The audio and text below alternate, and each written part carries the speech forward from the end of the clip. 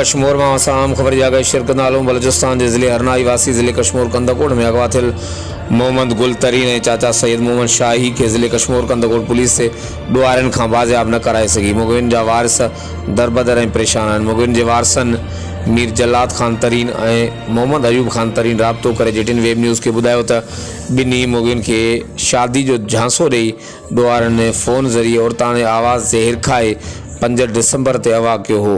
Phone tracing CDR मुताबिक़ ॿई ॼणा ज़िले कश्मीर जे कच्चे में धाड़ियल वटि बांदी बणियल आहिनि। वारसनि जो चवणु हो त असीं काल बि कंदकोट पुलिस हेडक्वार्टर आयासीं, लेकिन कंहिं पुलिस जे ज़िम्मेवार अमलदार सां मुलाक़ात न थी सघी ऐं DSP कंदकोट सां फ़ोन ते राब्तो थियो ऐं मुग़विन जी बाज़ियाबी जो जल्द यकीन ॾियारियो आहे।